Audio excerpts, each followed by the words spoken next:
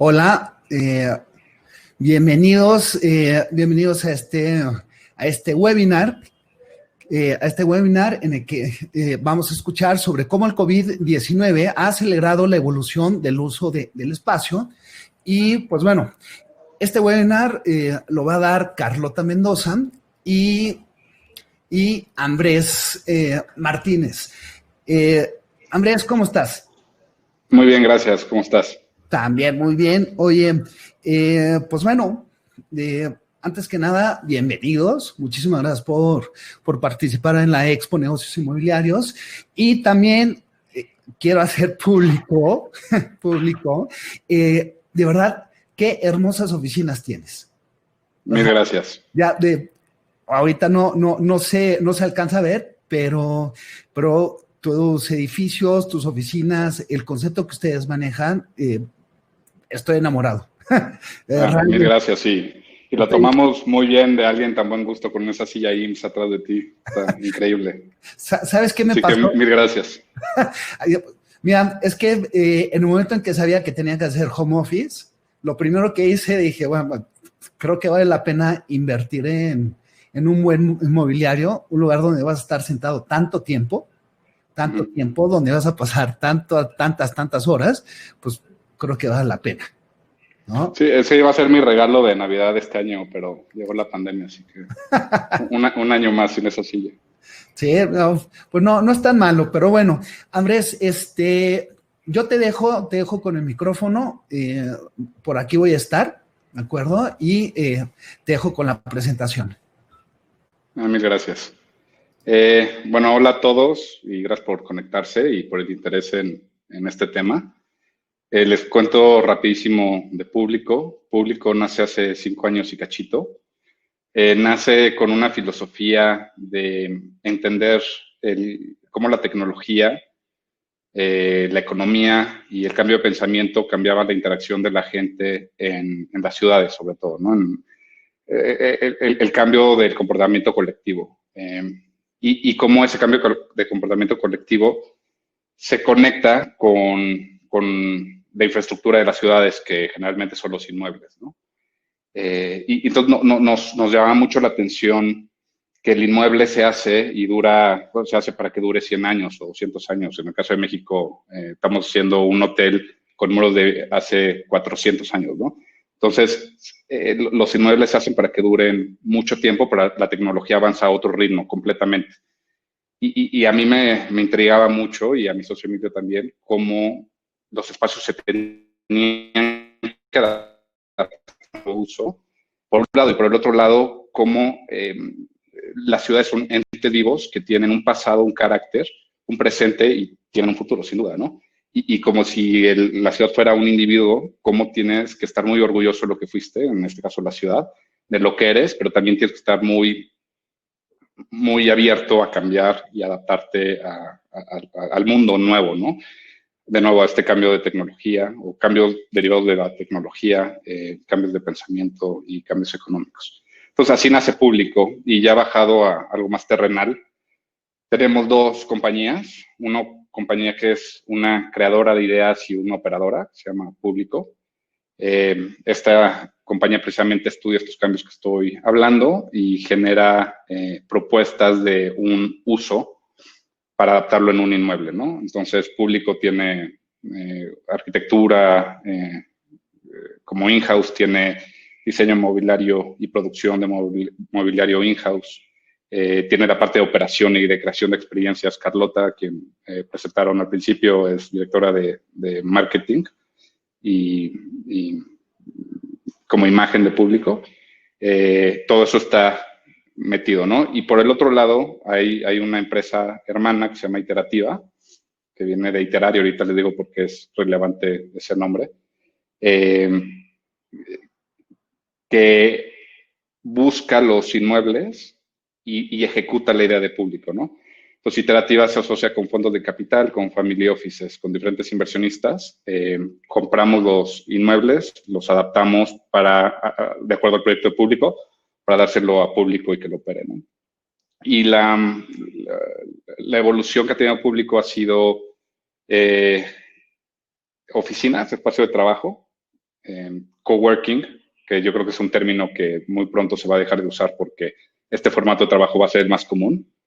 Entonces va a perder sentido. Para mí son áreas de trabajo compartidas o flexibles. Después incursionamos en restaurantes, que ahora están cerrados temporalmente por el tema de la pandemia, que ya volveremos a abrir. Y ahora estamos metiéndonos a residencial y a temas de hotelería, ¿no? Entonces, a grandes rasgos eso es público. Llevamos 5 años y cachito, tal vez 5 años y medio haciendo esto, ¿no? Y con este approach o esta filosofía de público les quiero platicar cómo han evolucionado los espacios y sobre todo cómo se ha acelerado esta evolución como impulsada por la obligación de usar los espacios diferentes y la conectividad diferente por el aislamiento que generó la pandemia, ¿no? Y para entender cómo han evolucionado los espacios, creo que es necesario entender qué son las ciudades y por qué son relevantes las ciudades y por qué van a seguir siendo relevantes las ciudades, ¿no?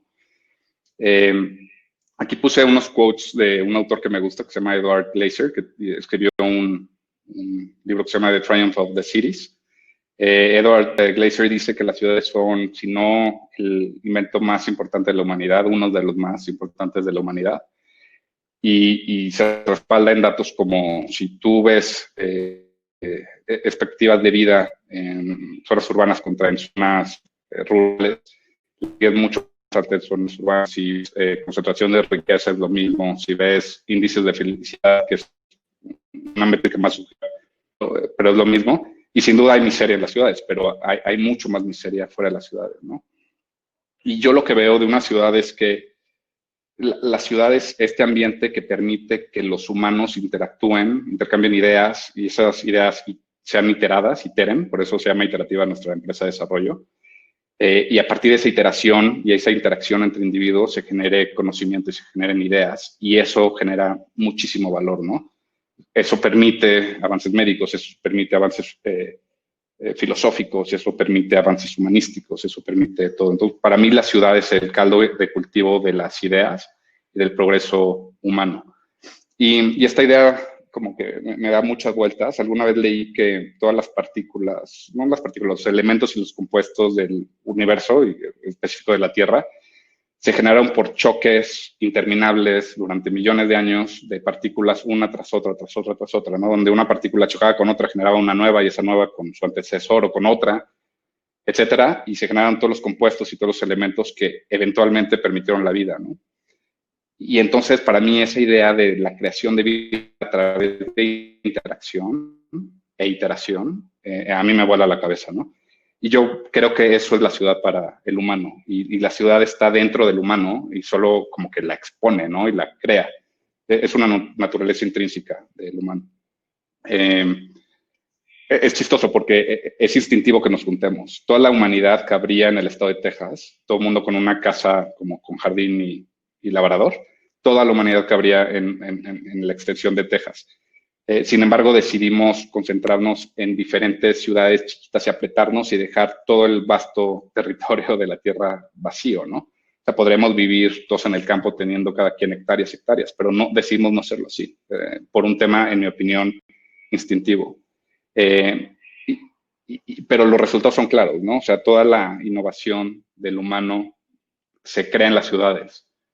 Yo nunca he oído que ciertas teorías se crean en el campo y demás, sino, no sé, el de Platón y Sócrates, o al revés, más bien Sócrates, que era el maestro de Platón, generan todo el tema de, justo el estudio de las ideas, lo generan en las calles de Atenas, ¿no? El Renacimiento se crea en las calles de Florencia y la Revolución Industrial se crea en las calles de Birmingham. Entonces, creo que es claro la importancia de las ciudades. Y un dato interesante es que el 90% del Producto Interno Bruto de Estados Unidos está concentrado en áreas metropolitanas.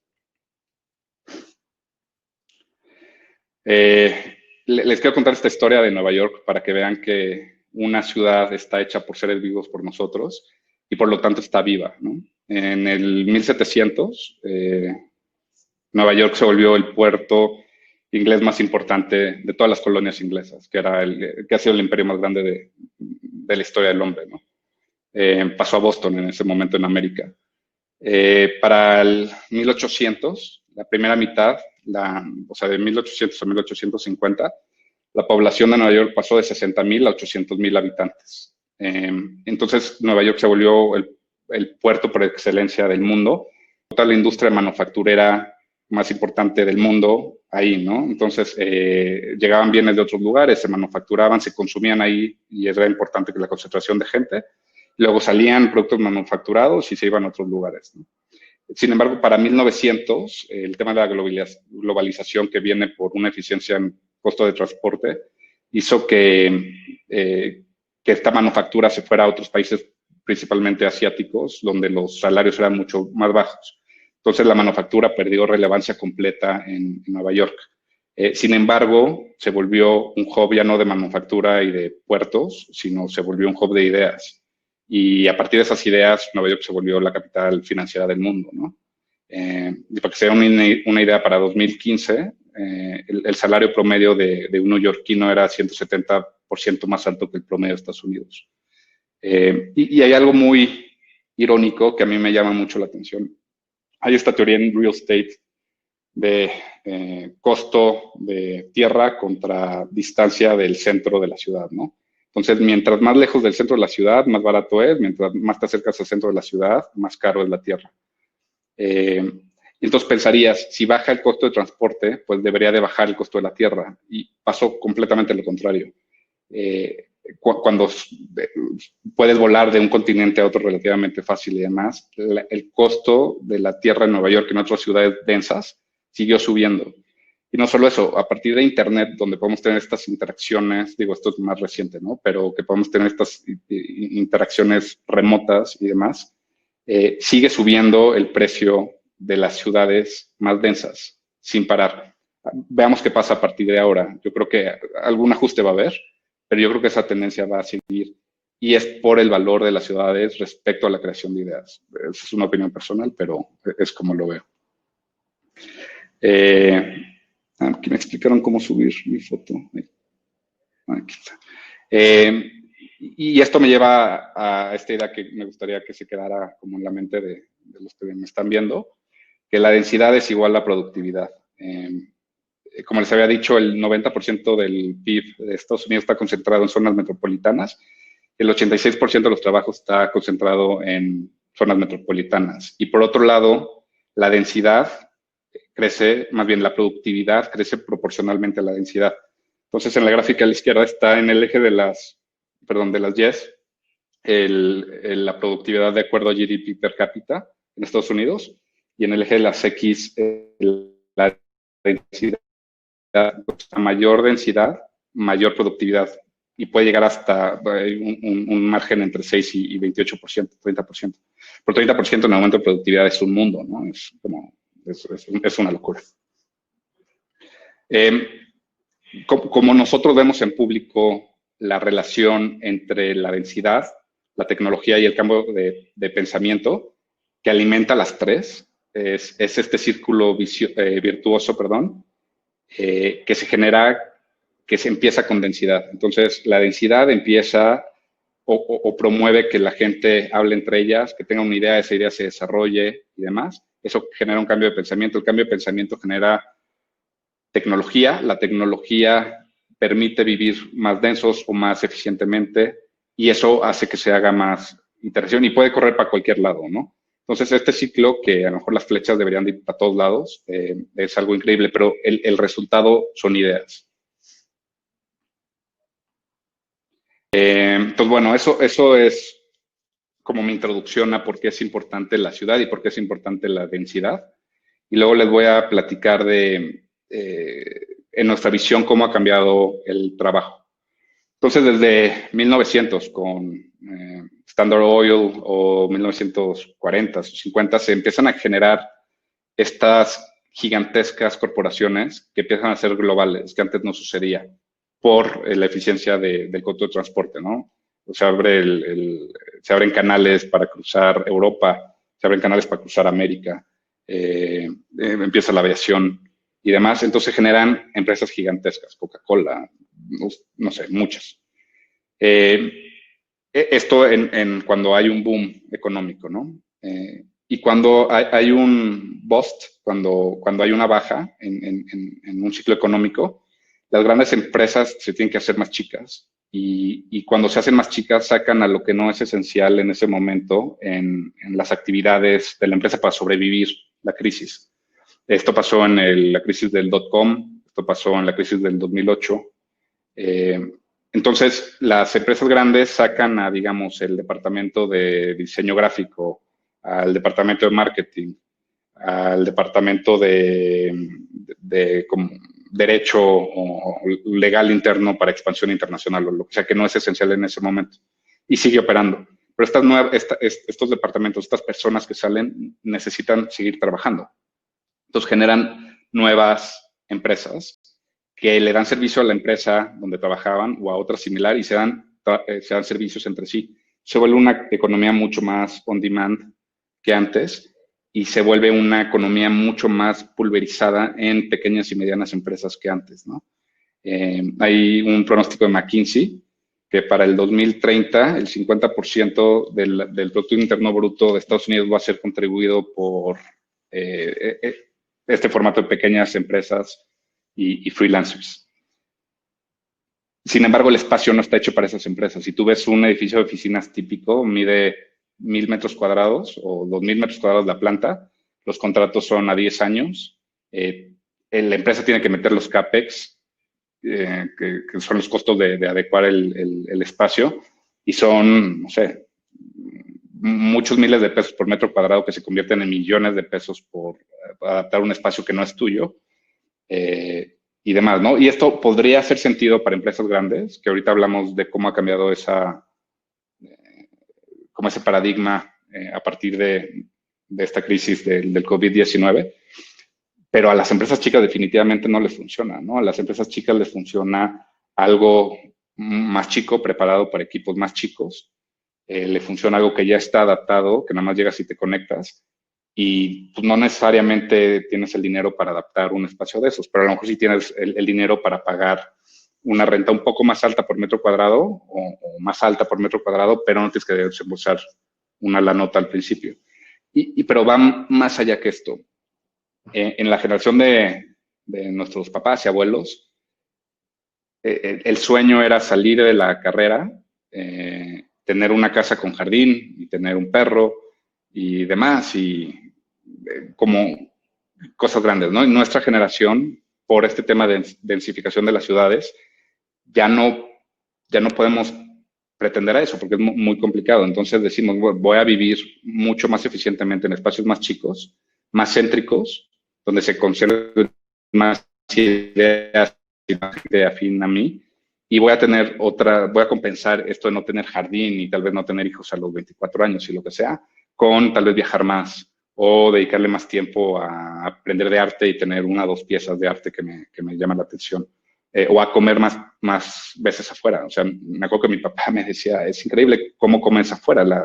En mi época comías en la casa, pues, la mayoría de los días y nuestra generación, ¿no? Entonces, han cambiado estos paradigmas y también ha cambiado el paradigma de qué nos importa. Nos importa ahora mucho más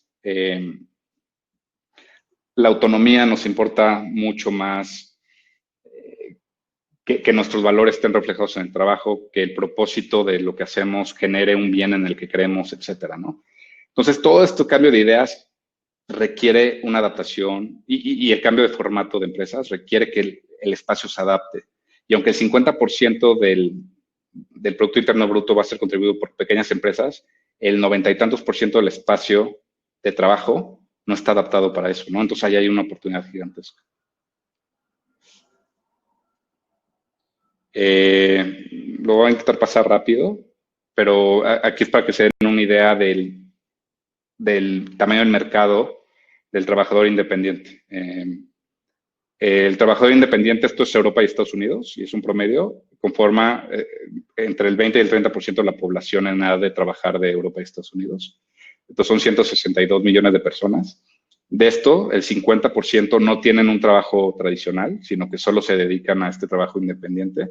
Luego, 1 de cada 6 personas con un trabajo tradicional quiere tener un trabajo independiente que complemente su trabajo, ¿no? Y esto es 81 millones de personas más.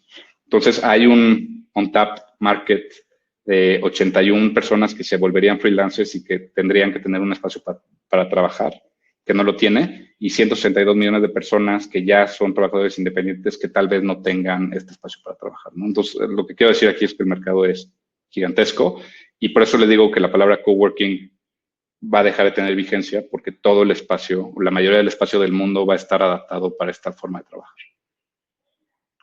Y ahí va, esto también es un estudio de McKinsey. Esta gráfica muestra niveles de satisfacción entre trabajadores típicos y trabajadores independientes. Y en todos los casos, el trabajador independiente tiene mayores índices de satisfacción, de autonomía, satisfacción con el trabajo, o sea, con el significado que le das y lo que logras y demás, ¿no? Entonces, está más adaptado a la naturaleza humana ser trabajador independiente o trabajar en este formato de pequeñas compañías que en grandes corporaciones. Nos gusta enseñar esta diapositiva porque ejemplifica, creo que muy bien, el paso del tiempo en la tecnología y el cambio del espacio. Entonces, a principios de siglo existía casi la misma tecnología que en los 80, ¿no? Pasaron 80 años. Había radio, cine, no había televisión y no había computador personal, había teléfono y era un escritorio fijo, ¿no? En 1980, sin duda cambia la tecnología, sobre todo por la computadora personal, pero el espacio no cambia mucho en 80 años.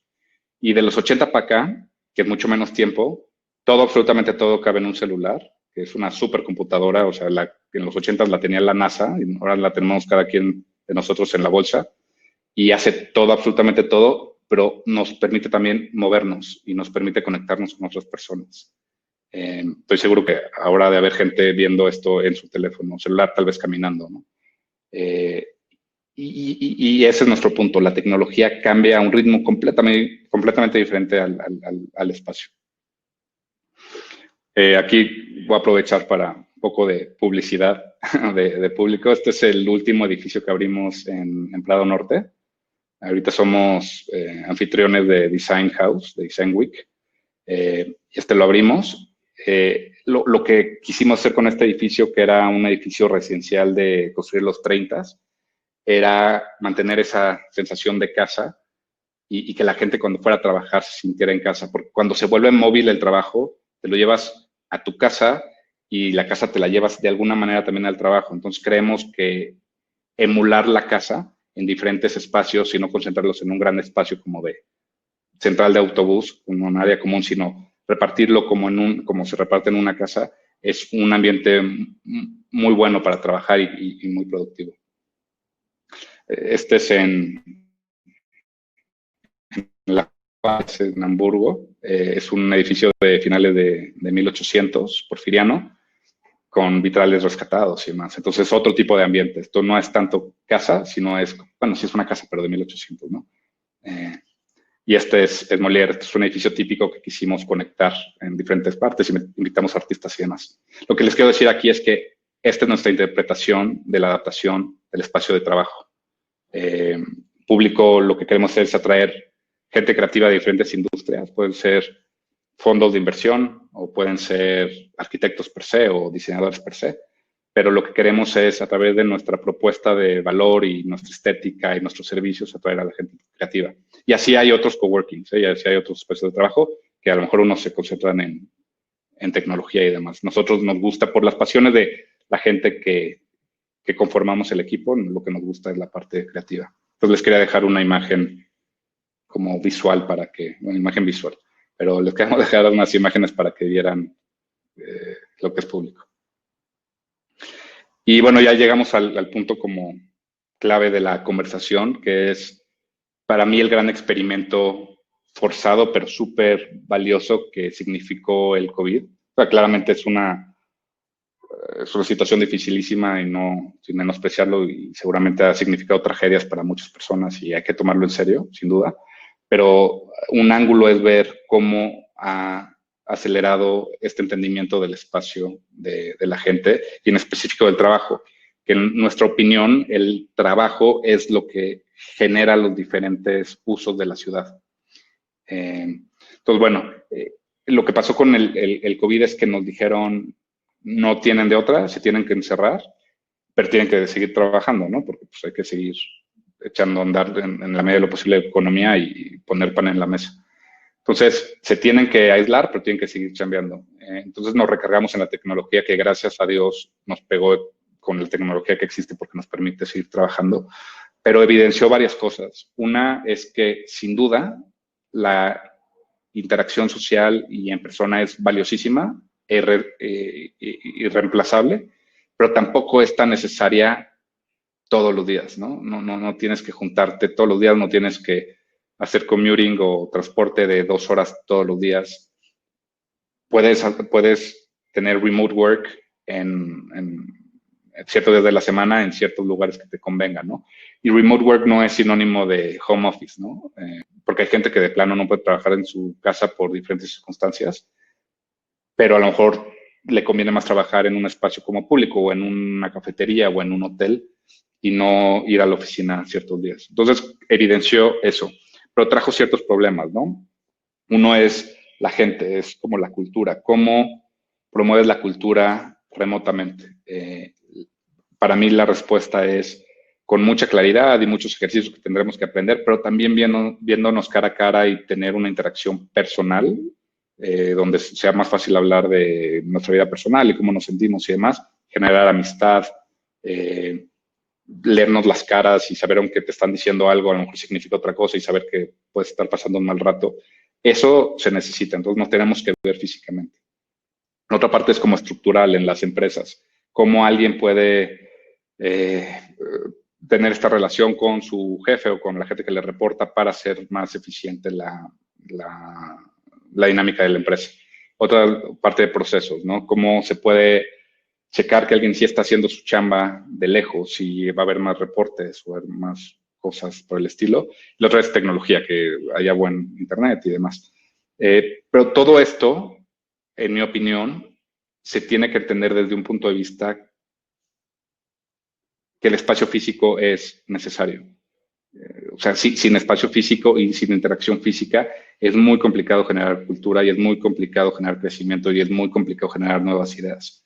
Entonces, eso es lo que vemos nosotros. Y en el futuro del trabajo lo que creemos es que la tecnología lo que va a ayudar es a hacer más eficiente el uso del espacio.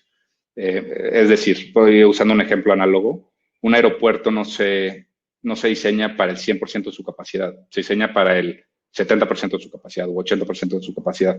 Lo mismo puede pasar con una oficina. Puedes hacer que el 80% de tu empresa quepa en una oficina cómoda, con una densidad adecuada, con todos los perks de público, lo que sea, y con tecnología, con una aplicación, podrías hacer que la gente ciertos días no vaya a su casa, pero no vaya a la oficina, y cuando vaya pueda apartar una oficina, una sala de juntas, un escritorio, que no está asignado a él, pero lo puede usar todo el día, ¿no? Y ese sistema le avisa a la gente de operaciones del edificio que tiene que limpiar y sanitizar porque va a llegar alguien nuevo, o que lleve el archivero de Juan Pérez a la oficina tal, y entonces Juan Pérez nada más lo abre y ya está su computadora ahí, etcétera. Entonces, esta tecnología es lo que creo que va a hacer que el espacio adopte el trabajo remoto y el trabajo físico. Y luego, ¿cómo vemos el futuro del trabajo post-COVID? Lo que vemos es que la relevancia de las ciudades va a continuar. Se proyecta, McKinsey de nuevo, proyecta que para el 2030, perdón, el 60% de los trabajos van a estar concentrados en 25 ciudades de Estados Unidos. Pero también tiene un pronóstico que nos debe de ocupar, que es que va a haber un desplazamiento de trabajos humanos por tecnología importantísimo, ¿no? Y que mientras menos educación tenga el individuo, menos capacidad de adaptarse, más probable sea que su trabajo se pierda por la tecnología. Entonces, juntando estas dos cosas, para nosotros el futuro del trabajo tiene que ver con entrenamiento, con estar siempre a la vanguardia de conocimiento, pero también entrenamiento para volverte más flexible y adaptable, y en un tema de movilidad, porque los trabajos van a ser más on demand, como hablamos, pero se va a acelerar. Entonces, tú puedes ser una persona que se tiene que adaptar a generar un equipo de trabajo nuevo, que no conoce, generar una cultura rápido e implementar un trabajo de 6 meses o un año en un lugar, acabarlo y salir, ¿no? Entonces, hay una encuesta de 800 líderes de industria en Estados Unidos y les preguntan, primero, ¿cuántos freelancers y trabajadores temporales crees que tengas remoto en tu empresa? Y 62% dice ninguno, o sea, no va a haber cambio, y 20% dice algunos y 3% muchos, ¿no? Y luego les hacen la misma pregunta, pero dicen en sitio. ¿Cuántos trabajadores freelancers y temporales vas a tener en sitio? Y 70% dicen muchos más, ¿no? Bueno, son algunos más y 4% dicen muchos más, pero hay una respuesta de 70% que va a subir. Y esto de nuevo impacta el espacio de trabajo. Tienes que tener espacios dinámicos para que lleguen equipos dinámicos, tomen el espacio, hagan una tarea dinámica, se desintegra ese equipo y se vuelve a formar de otra manera, ¿no? Eso para nosotros es el futuro del trabajo y por lo tanto del espacio de trabajo. Y la última diapositiva que les quiero enseñar es mi interpretación de la importancia de los diferentes usos y los diferentes espacios en la ciudad.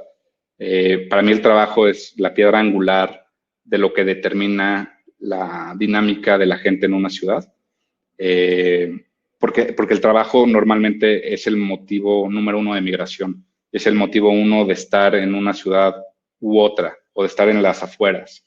La familia sin duda, pero el trabajo es quien más te lleva, ¿no? A lo mejor el trabajo te lleva a una ciudad y la familia te lleva a los suburbios, o eso típicamente ha pasado, pero la mayor fuerza es el trabajo. Entonces, a partir del cambio de trabajo, se va a cambiar la vivienda y se va a cambiar la hospitalidad.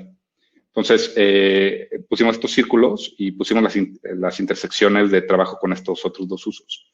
Creemos que la interacción del trabajo y vivienda va a generar home office, que es este remote work, que es una parte de remote work, que es home office, ¿no? Entonces, la vivienda se va a tener que adaptar a ser también una oficina de alguna manera. Luego, el trabajo y la hospitalidad. Creo que aquí va a haber una relocalización a corto plazo o mediano plazo de estos equipos de trabajo. Entonces, los hoteles y los departamentos en renta a corto plazo van a tener que generar áreas de reunión y áreas de trabajo. La hospitalidad y la vivienda, yo creo que va a haber una relocalización a largo y mediano plazo igual, donde la vivienda va a tener que ser operada como si fuera un hotel, ¿no? Porque no necesariamente te vas a quedar mucho tiempo ahí. Y la combinación de todo, de estas tres cosas, es justo esto, la combinación del trabajo físico y remoto, que junta la vivienda, la hospitalidad y el trabajo. Y bueno, esa es nuestra como conclusión o nuestra lectura de lo que está pasando y lo que va a seguir pasando en los siguientes años, ¿no? Hola a todos. Yo soy Carlota Mendoza, directora de Comunicaciones y Experiencia en Público. No es por un tema bias, pero gran presentación, Andrés. Muchísimas gracias. Gracias. Tenemos varias preguntas.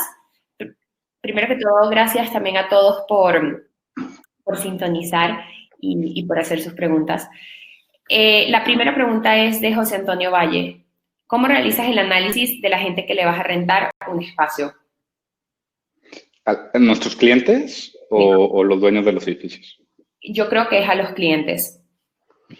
Per se no hay un análisis, primero porque creemos en la igualdad de la gente, ¿no? Entonces no podemos decir a uno le rento y a otro no le rento. En realidad le rentamos a quien nos quiera rentar.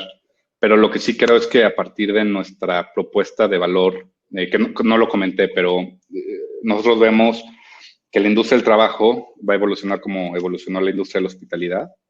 Entonces, hace 50 años había 2 tipos de hoteles y 50 años para adelante se generaron muchísimas marcas que atienden a diferentes tipos de personas, que no necesariamente se diferencian los productos por precio, sino por servicio y por propuesta de valor, ¿no?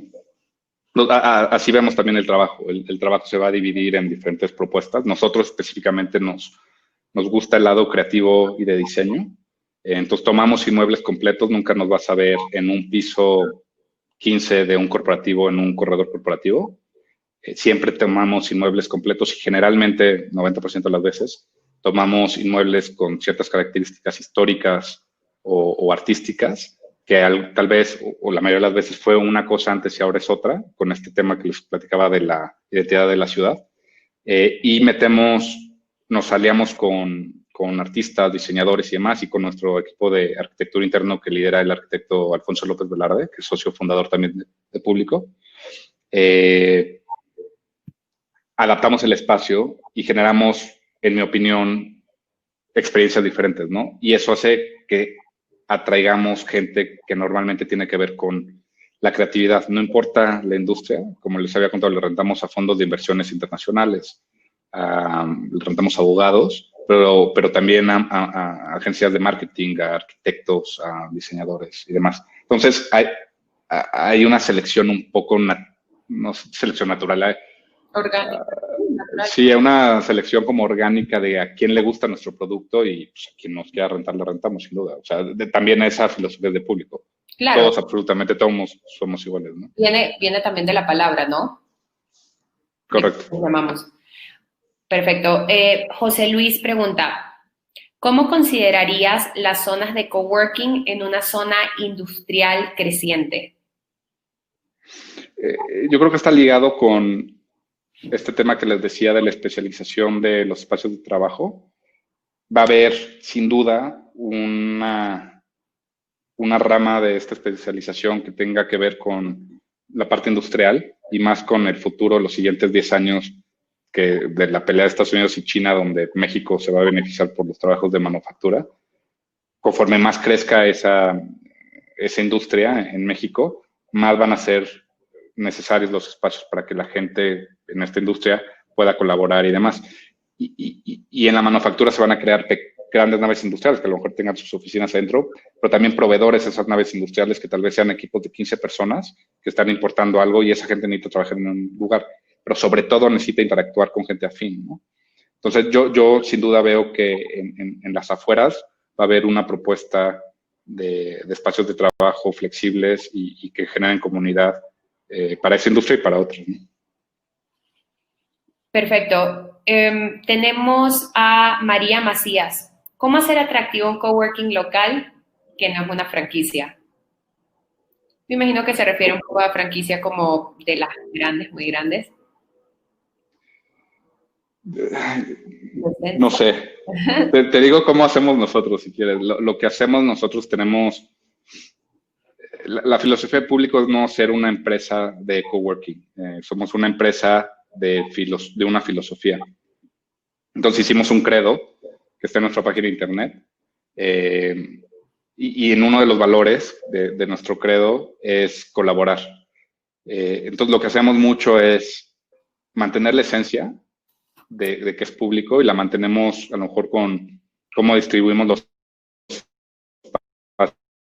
de áreas comunes y cómo no concentramos todas las áreas comunes en una sola área, que a lo mejor eso es un pecado, yo creo que cometen algunas de las cadenas grandes, que igual te impacta el primer día, pero a las 4 semanas pues, no te importa, quieres otro espacio donde no haya tanto ruido, ¿no?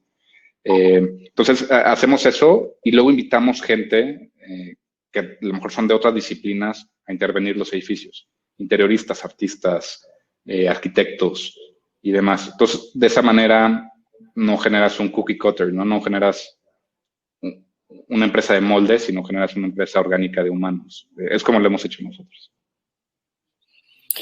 Y por acá tenemos otra pregunta. Jerry O pregunta, ¿no tienes estadísticas para México? Y antes de que me respondas, Jerry, te puedo compartir un nuevo estudio que salió muy interesante sobre todos los espacios flex, porque no los llaman de coworking, los llaman flex, en Latinoamérica, que lo realizó Instant Offices. Si gustas, déjame tu correo y te lo comparto. Tiene muy buenas estadísticas sobre todo lo que ha pasado a raíz de la pandemia. Pero, Andrés, ¿tienes algo que decir? O sea, seguramente existen estadísticas. Lo que no quería hacer era... El trabajo independiente en México es difícil de medirlo porque hay mucha informalidad y la mayor, que no me gusta la palabra, pero gente no fiscalizada. Y la gente no fiscalizada genera la mayor parte es un motor, es un componente gigantesco de la economía mexicana, pero es complicadísimo de medir, ¿no? Entonces, para mí, los datos que se podrían obtener de México en específico, a lo mejor no son tan claros como de otras economías. Y yo creo que la dinámica del mundo es más de similitud de ciudades, no de países, ¿no? Yo creo que la Ciudad de México se parece más a una ciudad principal de Latinoamérica o de la parte latina de Estados Unidos, a Los Ángeles o a Bogotá o a Santiago, que una ciudad secundaria de propio México, ¿no? Entonces, yo creo que el mundo no es un conjunto de países, es un conjunto de ciudades y las ciudades se comportan muy parecido. Por eso utilicé los datos de Estados Unidos y de Europa, pues sobre todo por la fuente, porque o sea, hay pocas fuentes tan confiables como McKinsey. Pero sale de ahí. Lo que quiero decir es que yo creo que es extrapolable a México por ser una ciudad tan dinámica como las que acabo de mencionar o más, ¿no? Excelente, gracias. Y yo tengo 2 preguntas. La primera es, ¿cuál es el futuro de Público? ¿Para dónde va a crecer? ¿Cómo va a crecer? Platícanos un poco sobre eso. En esta idea en la parte de trabajo, en esta idea que les comentaba de las empresas haciéndose chicas, el COVID nos evidenció más que las grandes compañías estaban utilizando ineficientemente el espacio y era innecesariamente inflexible. Entonces, rentar estos 2,000 metros, una planta de 2,000 metros a 10 años y meterle CAPEX 20,000 pesos por metro cuadrado y acá pagando muchos millones de pesos, se dieron cuenta y dijeron, esto no hace sentido. Entonces, se están haciendo chicos, están diciendo, parte de mi población o de mi equipo va a trabajar remotamente, por lo tanto no necesito tanto espacio y me puedo hacer más chico. Pero además, no sé qué tanto voy a crecer y me voy a hacer chico. Necesito flexibilidad, entonces no quiero firmar contratos de 10 años, ¿no? Y ahí hay una oportunidad para Público. Entonces, lo que estamos haciendo es hacer un producto nuevo que se llama Custom by Público, en el que adaptamos plantas corporativas típicas, que no es público, o sea, no son estos inmuebles con las características artísticas, históricas y demás. Es otro producto, entonces nos vamos a estas plantas corporativas y les hacemos un build to suit a las empresas en un área más reducida, donde comparte con otras empresas similares áreas que son muy necesarias para trabajar, pero que no son esenciales todo el tiempo, como una sala de consejo de 25 personas o una sala de capacitación o una barra de café que se usa, pues, algunos para comer, ¿no? Se usa 3 veces al día máximo, no todo el día. Eso que se comparta y entonces pues, es todavía más eficiente el área. Y luego con la tecnología que les platiqué, que llevamos un buen tiempo desarrollando, puedas apartar los espacios de trabajo on demand. Eso es un lado, como una nueva rama de crecimiento para Público, que ya estamos en eso. Luego la parte de vivienda, también estamos generando departamentos para estancias medias, cortas, medianas y largas en realidad, que hace muy eficiente el espacio de vivir, pero muy acogedor y muy humano, y todas las áreas comunes que normalmente tiene un departamento, como un comedor de 4 personas que no te sirve de nada, si eres una sola persona o eres un matrimonio, lo juntamos y lo agregamos y ese agregado genera una amenidad, ¿no? Entonces estamos generando un edificio con departamento de promedio de 45 metros y arriba del edificio estamos como le aterrizó una casa, imagínense, de esas casas de los abuelos, que tienen salas grandes, comedores grandes, terrazas y demás para que lo usen y se genere comunidad y puedan trabajar también, ¿no? Entonces, esa es otra área y estamos haciendo varias cosas que no las quiero salar, entonces se las contamos cuando ya tengan más forma. Podemos hacer otro webinar para hablar de esas otras ramas en las que estamos diversificándonos o creciendo. Tengo una última pregunta de José Luis, que dice básicamente, ¿cuál es la diferencia entre un coworking y un espacio de trabajo flex? Ninguna. Al punto que comenté lo del estudio. Si quieres bueno, en el estudio no menciono el coworking como tal porque Instant Offices, digamos que son de las empresas más grandes de brokeraje en Estados Unidos y ellos, su enfoque es más con, digamos que las oficinas tradicionales A eso le llaman espacio de trabajo flex. Es este espacio que está buscando los grandes corporativos hoy en día, porque pues quieren reducir como la cantidad de metros cuadrados que en el pasado tenían y quieren justamente este tipo de productos build to suit. A eso le llaman flex.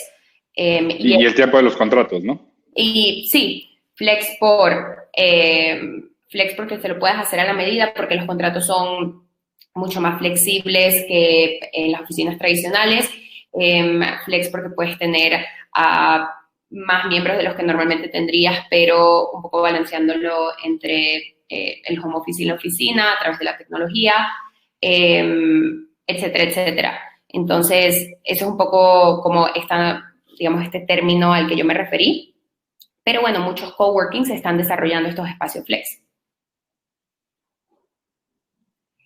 Manda mi correo, ¿o qué me podrías? Sí, nada, mucha gente quiere que le mandemos la información del reporte que les comenté de Latinoamérica.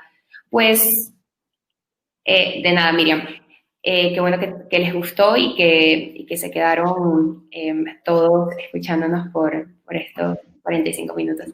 Hola, Carlota, Andrés. Fíjense que a mí me gustaría mucho comentar mi experiencia porque yo he estado en otras oficinas y nosotros durante más o menos como 20 años estuvimos en las mismas oficinas. Eran unas oficinas que nos encantaban, estaban en la colonia Roma y cuando fue el temblor hace 2 años, nos tuvimos que ir. Nos tuvimos que ir porque el edificio afortunadamente no resultó tan dañado, pero la zona sí.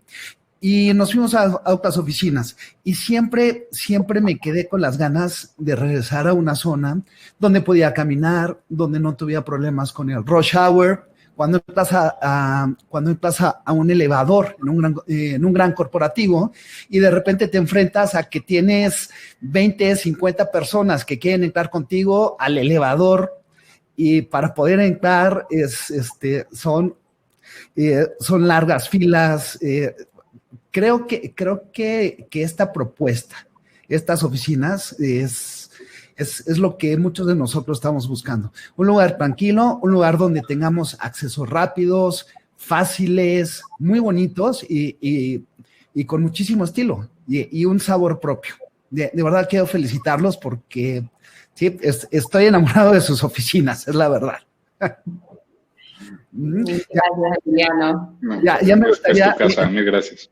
Ya quiero que termine la pandemia para ir a trabajar todos los días. Así será pronto. Bueno, pues muchísimas gracias. De verdad, muchísimas gracias por estar con nosotros. Gracias a ustedes por la invitación. Bueno, al contrario, gracias. Hasta luego. Hasta luego.